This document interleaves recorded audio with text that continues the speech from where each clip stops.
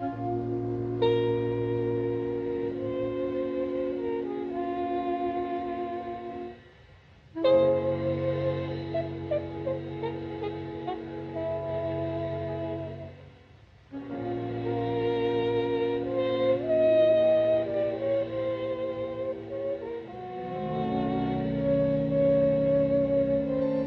to the broadcast. In just 10 years, Spike Lee has transformed himself from an unknown film student to one of the most well-known and outspoken filmmakers of our time. From She's Gotta Have It to the anxiously awaited Malcolm X, he has created controversy with each new movie while paving the way for a new generation of African-American filmmakers. We're very pleased to have this distinguished filmmaker join us for an hour conversation about his life and also about his work. Welcome. It's about time. I know you've been trying to get me on here, but we've been What's busy. been the problem? We've been editing Malcolm X. How is it any good? It's a great movie. A great movie. Great movie. We told, before we started this film, we told anybody working on this film, cast and crew, they didn't think this film was going to be one of the most important films in the history of cinema. And they should stay home. Code on this now. What happens if you give all that up? I mean, the pork and you get sick and then you get a medical or something? Like when I was on the outside, I ran this hustle. I tried to act like... I'm telling you God's words, not no hustle. I'm gonna tell you, God is black. God is black. Everybody knows God is white. Everything the white man taught you, you accepted. He taught you you were a black heathen, and you believed him. He taught you to worship a blonde, blue-eyed Jesus with white skin, and you believed him. He taught you that black was a curse, and you believed that. And what makes it one? Clearly the subject matter makes it, if done well. But there are a lot of people who feel like that this making of this film is fraught with danger for you. Danger meaning everybody feels like is possessive about Malcolm and his image. And you are saying, I'm making Spike's vision, albeit I've done my research and I've talked to people and I've interviewed people and I've read everything there is to read, and we know how obsessive you are about knowledge and information. But you must be a little bit scared. No, I'm not scared. I mean, it's a big responsibility, but like my man Michael Jordan, in the last 5 minutes of the game, you know who's going to get the ball, and he's going to take that last shot, and I just have confidence in my ability and talent and the people that I'm surrounded with, we all came together to make this film. But mainly you've got a confidence in Spike Lee. Yes, in my ability, and it is a great responsibility. But at the same time, you can't think about it. I mean, I'm a sports fanatic, so I always use a lot of sports analogies, but when the game's on the line and you're on the free throw line and you're down by 1 point, you got 2 free throws, you can't think about it, you just have to Now, did shoot. you have...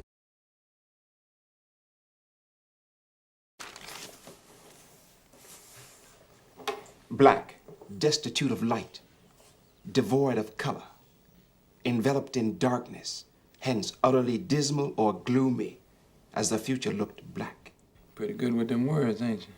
Soiled with dirt, foul, sullen, hostile, forbidding, as a black day. Foully or outrageously wicked, as black cruelty, indicating disgrace, dishonor, or culpability. And there's others, black male, black ball, black guard. Yeah, well, that's something all right. Let's look up white. Here. Read. White, of the color of pure snow, reflecting all the rays of the spectrum, the opposite of black.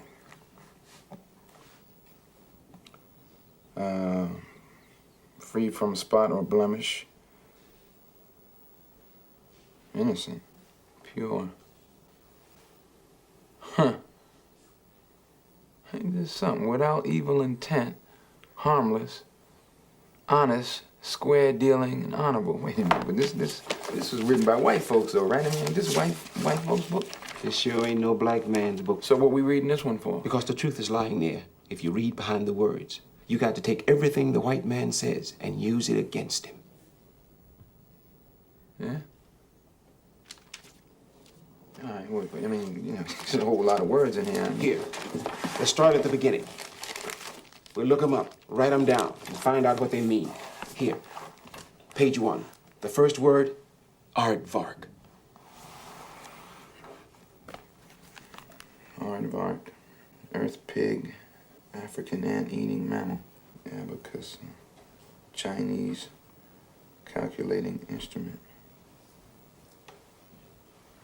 Abaddon, the place of the lost in Sheol, the bottomless pit. If you take one step toward Allah, He will take 2 steps.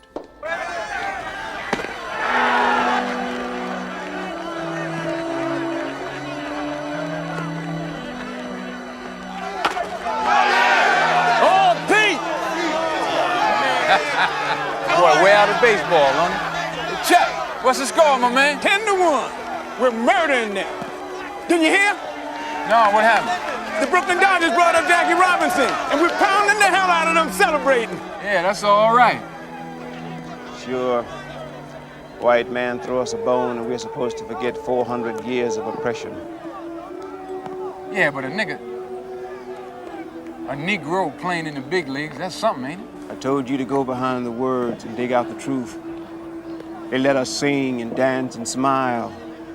And then they let one so-called Negro into the majors. That doesn't cancel out the greatest crime in history. When that grafted, blue-eyed devil locked us in chains, 100 million of us broke up our families, tortured us, cut us off from our language, our religion, our history. Let me tell you about black history. We are the original man. The first men on earth were black. They ruled, and there wasn't a white face anywhere. But they teach us that we lived in caves and swung from trees. That's a lie. Black men never did that. We were a race of kings when the white man crawled around on all fours over the hills of Europe. Do they know who they are? Do you know where you came from? What's your name? Malcolm Little. No. That's the name of the slave masters who own your family. You don't even know who you are. You're nothing. Less than nothing. Who are you? Look, hey, shit.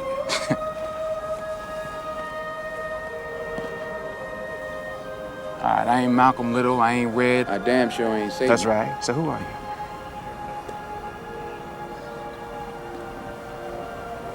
I don't know. We are a nation, the tribe of Shabazz, lost in this wilderness called North America.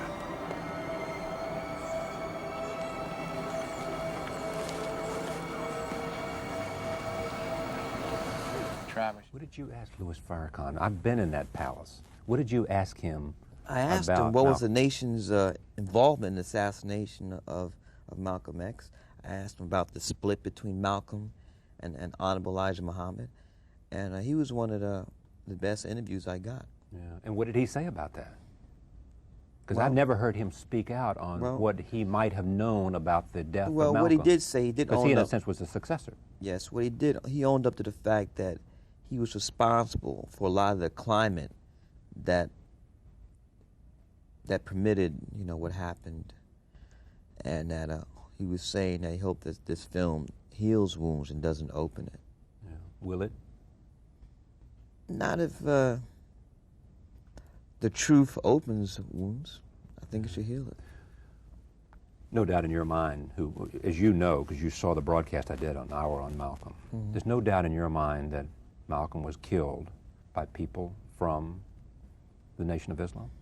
Yes, but I think that the FBI, the New York City Police, and the CIA had their hands on it too. They knew about it or had their hands in it?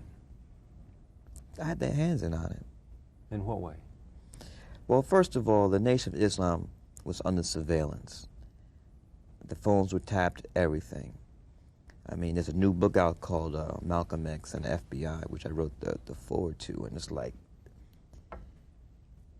tens of thousands of files, documents about how, you know, what the FBI, what they kept on Malcolm.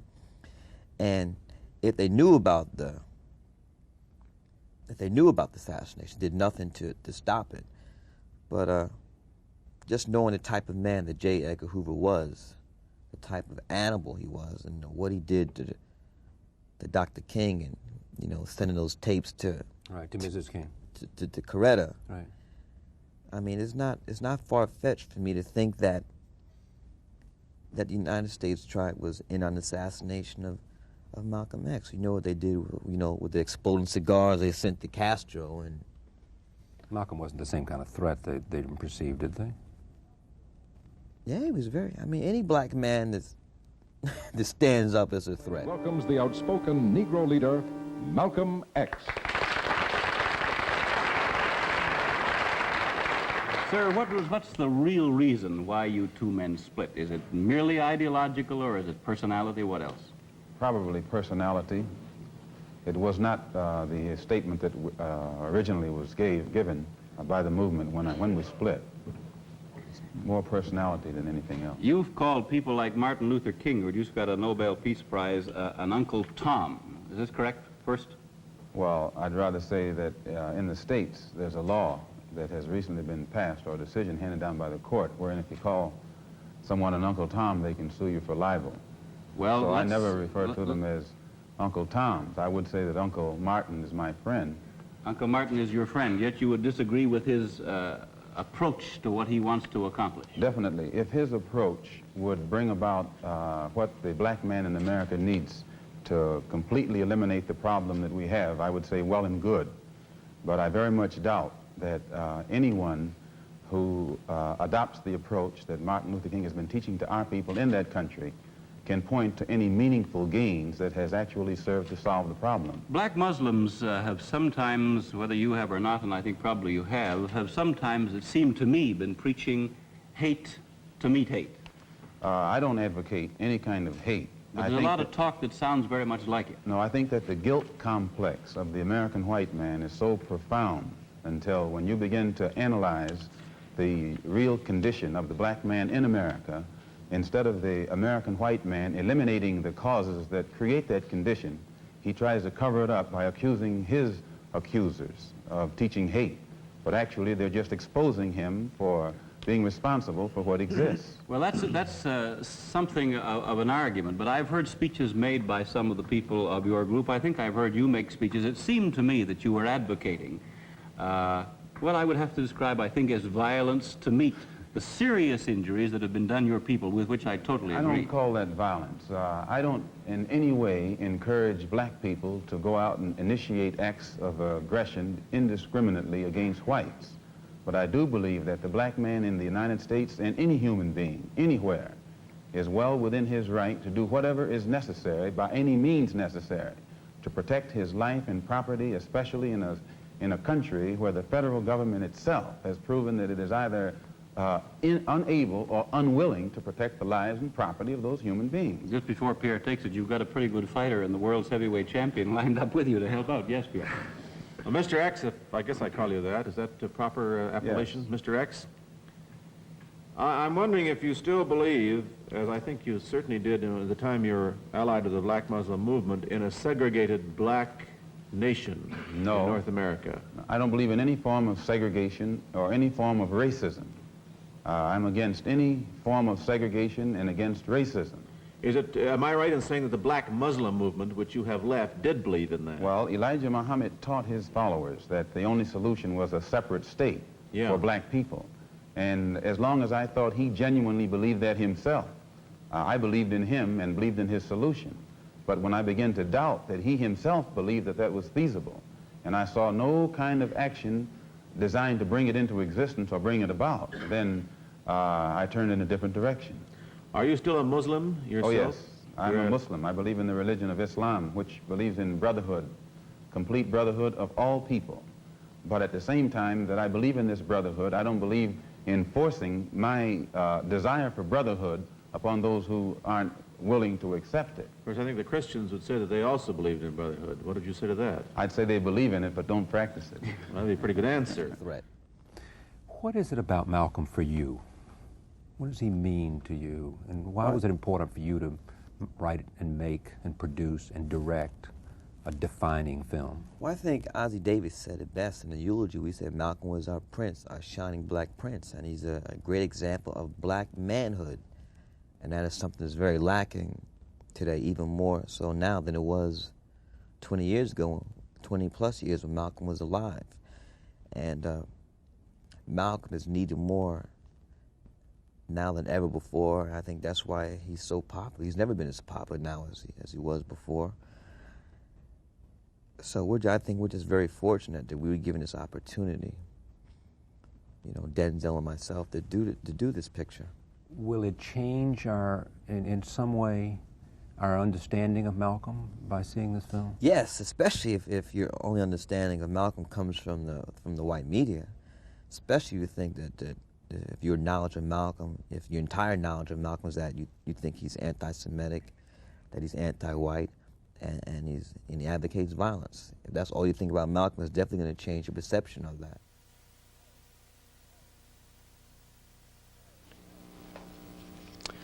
Today, in our discussion of minority groups, we have with us two guests. One is Minister Malcolm X. Shabazz, one of the top leaders of the Nation of Islam, or the so-called black Muslims. And we also have Mr. Herman Blake, one of the teaching assistants in the course. Question. Minister Malcolm, the thing that I thought might be good for starting it off is to talk about one of the most pervasive beliefs in the general society about the Nation of Islam, and that is that it is an organization dedicated to the use of violent means to attain its goals. The question I have is, how true is this, and why do you think it persists in society? Well, the Muslims who have accepted the religion of Islam and follow the religious guidance of the Honorable Elijah Muhammad have never bombed any churches, have never murdered any little girls, as was done in Birmingham, have never lynched anybody, have never at any time been guilty of initiating any aggressive acts of violence during the entire 33 years or more that the Honorable Elijah Muhammad has been teaching us. The charge of violence against us actually stems from the guilt complex that exists in the conscious and subconscious minds of most white people in this country. They know that they've been violent in their brutality against Negroes, and they feel that someday the Negro is going to wake up and try and do unto them as they have do unto the whites as the whites have done unto us. We aren't a violent group.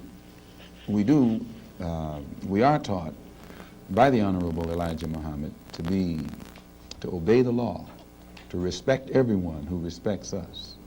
We're taught to display courtesy, to be polite. But we're also taught that at any time anyone in any way inflicts or seeks to inflict violence upon us, we are within our religious rights to retaliate in self-defense to the maximum degree of our ability. We never initiate any violence upon anyone, but if anyone attacks us, we reserve the right to defend ourselves.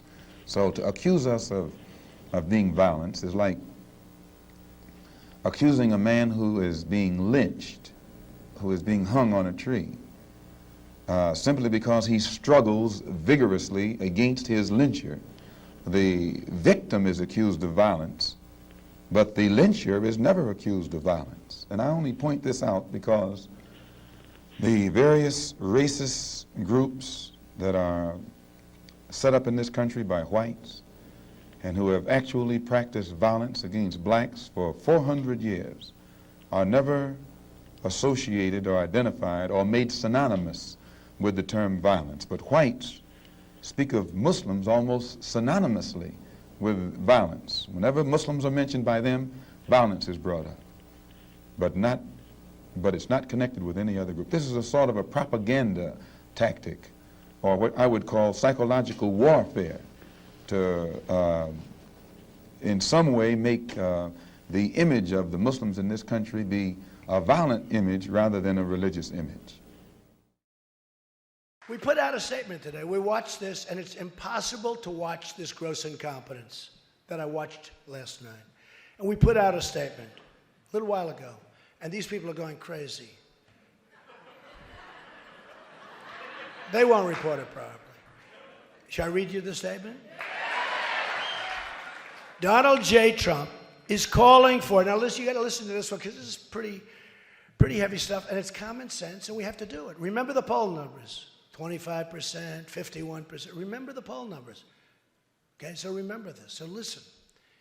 Donald J. Trump is calling for a total and complete shutdown of Muslims entering the United States until our country's representatives can figure out what the hell is going on.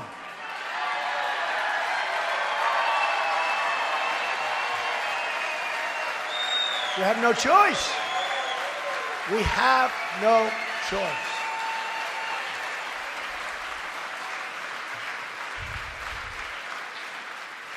We have no choice.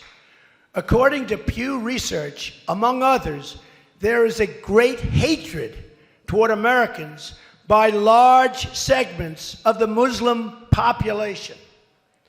Most recently, a poll from Center for Security Policy released data showing 25% of those polled agreed that violence against Americans, these are people that are here, by the way, people here, 25, not 1%. By the way, 1% would be unacceptable. 1% is unacceptable.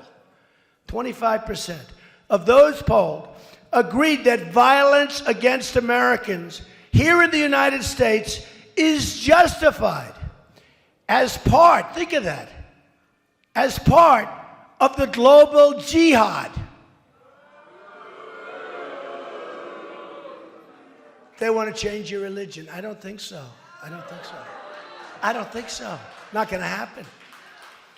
As part of the global jihad, and 51% of those polled agreed that Muslims in America should have the choice of being governed according to Sharia. You know what Sharia is? 51%. Sharia authorizes, and look, this is, it's terrible. Sharia authorizes such atrocities as murder against non-believers who won't convert, beheadings, and more unthinkable acts that pose great harm to Americans, especially women. You look, especially women. Tough stuff. And we have a president that won't even mention the term. And you're talking about numbers like this.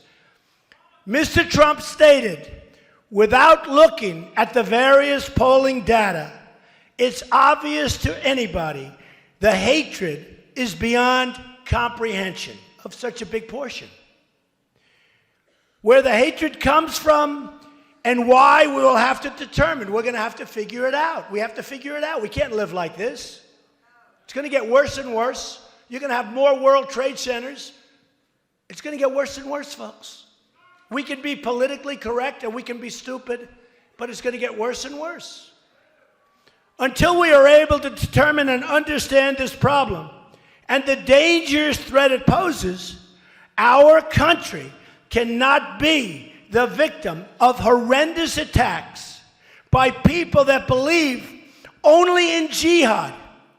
These are people who only believe in jihad. They don't want our system. They don't want our system. And have no sense of reason or respect for human life. They have no respect for human life.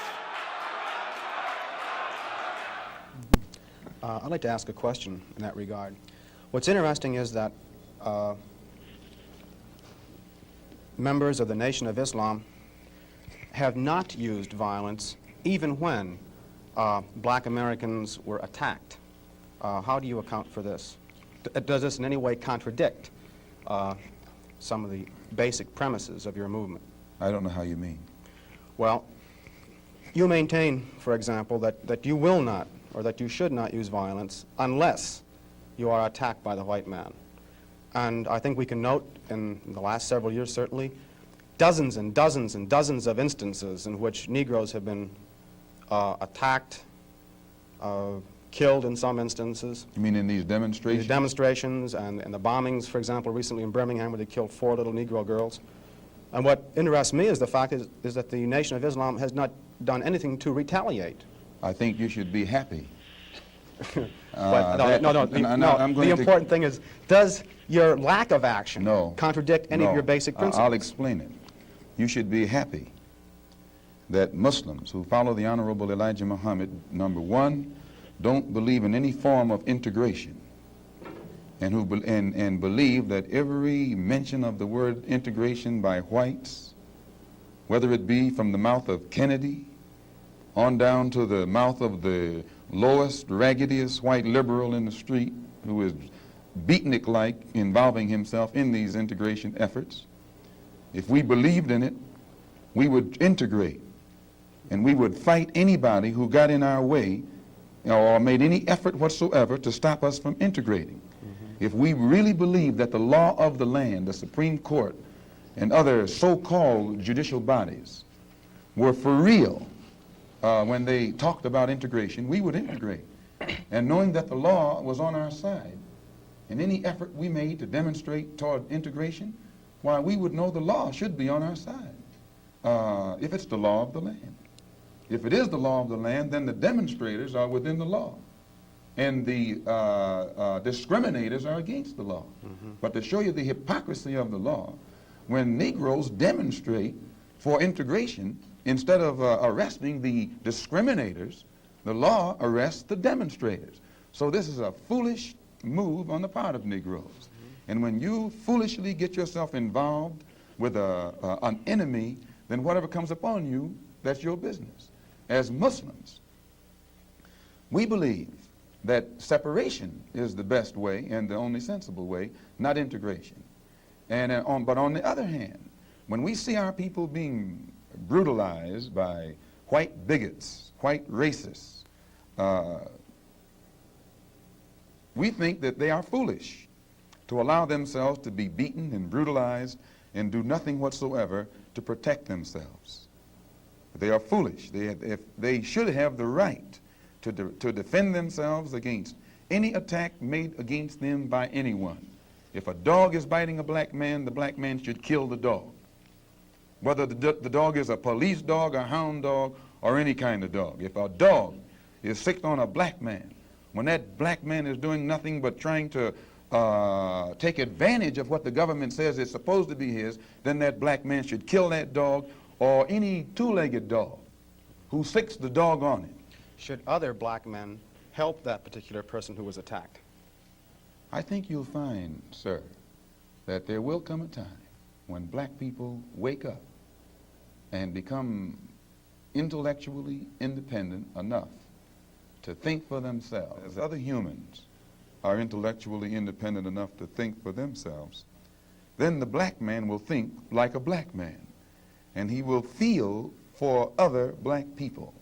And this new thinking and feeling will cause black people to stick together. And then at that point, you'll have a situation where when you attack one black man, you are attacking all black men. And this type of black thinking will cause all black people to stick together. And this type of thinking also will bring an end to the brutality inflicted upon black people by white people. And it is the only thing that will bring an end to it. No federal court, state court, or city court will bring an end to it. It's something that the black man has to bring an end to himself. I can't breathe shit. Bro, get up, get in the car, man. I will. Get up, get in the car. I can't move. I've been waiting the whole time, man. Get up, get in the car. Mama. Get up and get in the car right. I can't.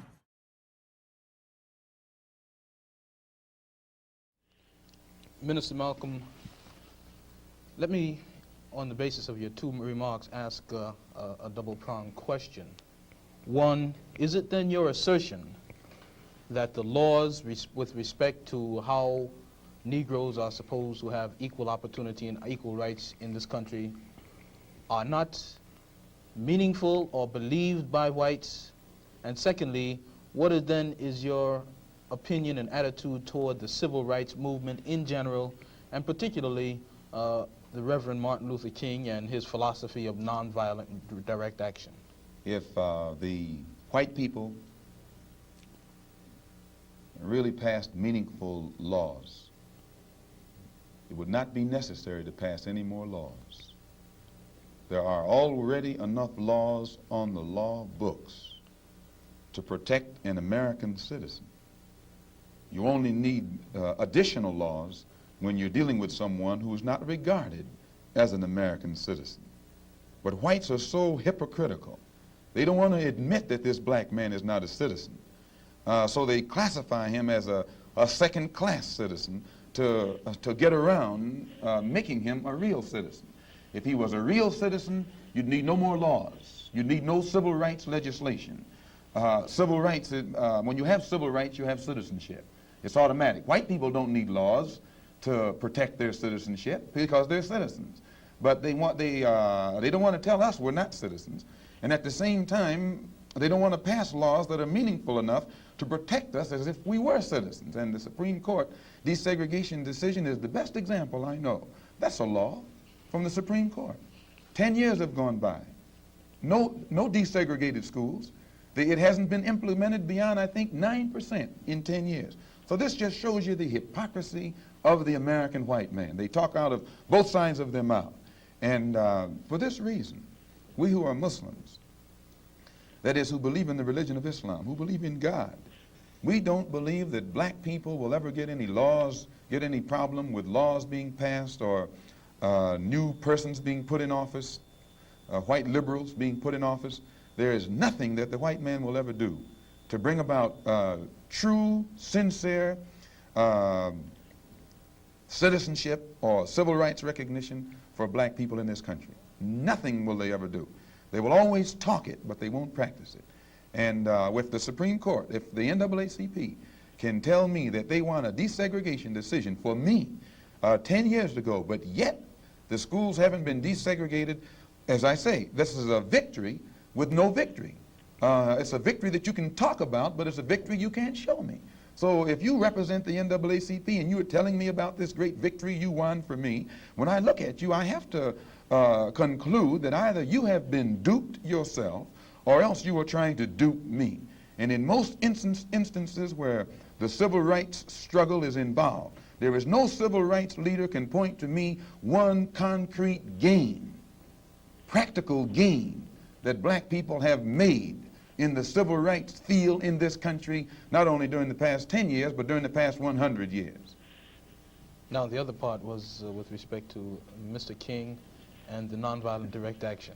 Well, I will let Jimmy Baldwin and John Killens and Lou Lomax, the writers, answer that. Speaking right after this church was bombed in Birmingham, Christian church was bombed in Birmingham by Christians too, mind you, and these 4 little girls were murdered. John Killens and James Baldwin and Lomax and the Negro writers and actors had a meeting at the town hall in New York, and Killen pointed out concerning these murders of these little girls, said the killings had raised doubts about the intelligence of the nonviolence in the civil rights struggle. He went on to declare that he could no longer be asked to love those who persecuted and killed Negroes. He also, and the writer, Mr. Handler, who's describing this, said that Killens, it was not clear concerning Killens' remarks to his audience that he was breaking with it was clear rather to his audience that he was breaking with the doctrine of the Reverend Martin Luther King's philosophy that as Christians, Negroes should love their fellow man in a truly religious sense. Now, James Baldwin, speaking on that same platform, said, and I was present during this entire affair, asserted that the American people shared a collective guilt for the persecution of Negroes, much as Germans did because of their silence during the Nazi persecution. He denounced President Kennedy for what he termed Kennedy's lack of passion in the civil rights struggle. Mr. Baldwin said that there could no longer be a Republican Party for the Negro people as long as it listed a Barry Goldwater, nor a Democratic Party for the Negro people with a Senator Eastland on its roster. He asserted that the federal government acted swiftly and energetically, that unless the federal government acted swiftly and energetically, future slaughter would make Birmingham look like a dress rehearsal. What do I think about King's attitude? King's right-hand man, Wyatt Walker, at King's convention, according to the New York Times on September the 26th, said, quote, "We have been duped," meaning these persons involved in the civil rights struggle, of which King is the symbolic leader. His right-hand man says, and I quote, "We have been duped, or have duped ourselves, into believing that the chains have been broken, when in truth we have only been chained more securely. Half freedom has in many instances been worse than no freedom at all." Why, don't ask me what I think about their struggle. I can tell you what they think about their struggle. And they are pointing out that it is becoming more difficult every day for the civil rights leaders to keep the masses of black people nonviolent and long-suffering and patient, and keep them from becoming disenchanted. I hope that answers your question. What is it about Malcolm for you? What does he mean to you? And why was it important for you to write and make and produce and direct a defining film? Well, I think Ossie Davis said it best in the eulogy. We said Malcolm was our prince, our shining black prince, and he's a great example of black manhood. And that is something that's very lacking today, even more so now than it was 20 years ago, 20 plus years when Malcolm was alive. And Malcolm is needed more now than ever before. I think that's why he's so popular. He's never been as popular now as he was before. So I think we're just very fortunate that we were given this opportunity, you know, Denzel and myself, to do this picture. What do you think Malcolm's message today would be in the wake of what happened in Los Angeles and some other incidents we've had around the country? Well, and in he would be disturbed about that, but even more than that, Malcolm would be disturbed by, number one, the rate that young black males are killing each other. That would kill himself. The rate that these young black women are having kids, and he'd be turned over in his grave. How we're not valuing education. I mean, those are the things I think Malcolm stressed. That's what we really want young black America to get out of this film, how much importance Malcolm put in education. Because now the kids' value system has been so turned around where, because of peer pressure, if you get straight A's in school or you speak proper English, you're called a white boy, a white girl. But if you speak dems and does and you act ignorant and you fail class, then you're black and you're down with the crew. And that type of backwards thinking has to be stopped. Yeah, I mean, and why is that? I mean, what is it about a culture that produces it has to do with peer pressure. And I'm not a social scientist or Shelby Steele, but it has to be turned around, whatever the reason is. And anytime ignorance is championed over intelligence, you know, something is wrong. Our time is just about up, Minister Malcolm, and perhaps you could summarize and conclude by giving us, in your opinion, or in the opinion of Mr. Elijah Muhammad, what would be the ideal solution to the racial problem in the United States today? Well, on Thursday, October the 3rd, the New York Tribune, in an editorial, pointed out in Boston, in an article called The Civil Rights Iceberg, they pointed out how Kennedy had realized that beneath the water, the civil rights whole problem was political suicide. Because in his own hometown, the head of the Board of Education, a woman named Mrs. Hicks, was running against the NAACP philosophy, and she swept aside all other opposition. The whole white community supported her in opposition to the NAACP's desire for integrated schools, integrated housing, and otherwise. So I say that to say this, that even the Jewish community, which is supposed to be pro-liberal, went against the NAACP. Whites are against integration.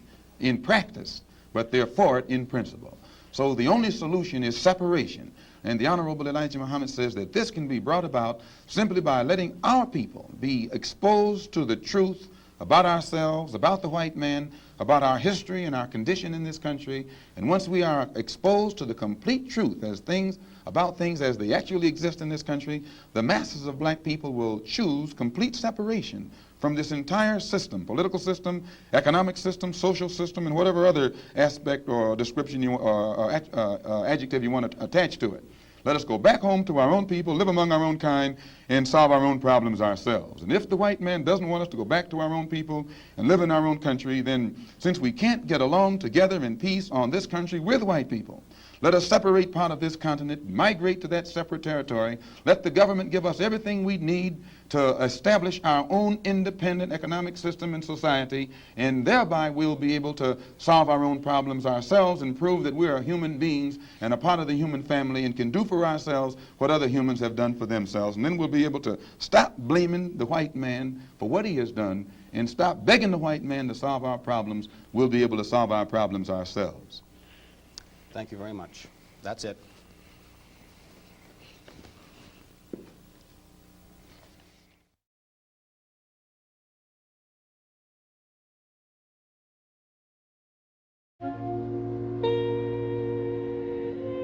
Malcolm X was murdered 35 years ago in 1965.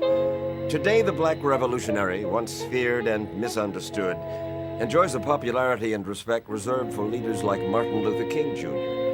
The autobiography of Malcolm X was named by Time magazine as one of the 10 most important nonfiction books of the last century. And Denzel Washington was nominated for an Academy Award for his portrayal of Malcolm in Spike Lee's film. Who killed Malcolm X? 3 black Muslims, members of the Nation of Islam, were convicted. 2 of them served 20 years. The 3rd is still not free.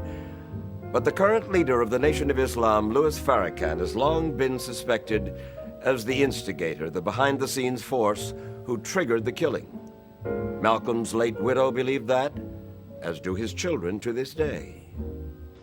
But now, finally, Atala Shabazz, the eldest daughter of Malcolm X, and Louis Farrakhan, agreed to talk about the assassination for the first time in front of a reporter.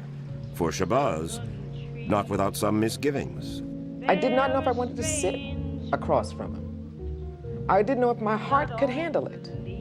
Didn't know if she could sit with a man she still holds responsible for her father's death. Confronting Minister Farrakhan would not be easy, and for strength, she told us, she summoned the memory of her parents. Before I came here, I prayed and included my parents.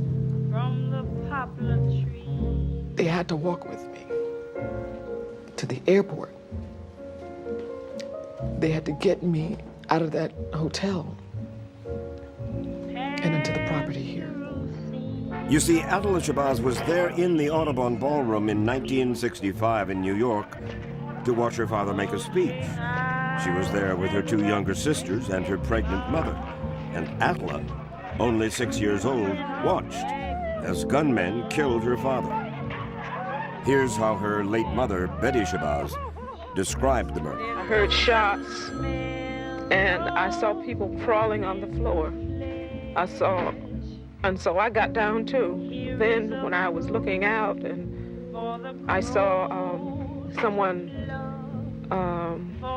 look in amazement to the front, I knew they had shot my husband. And my children were crying, you know, what's going on? What's going on? Are they going to shoot? For the sun to rise, for the tree to drop.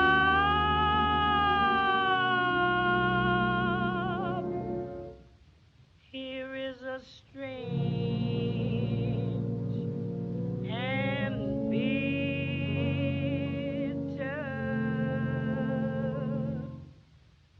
cry.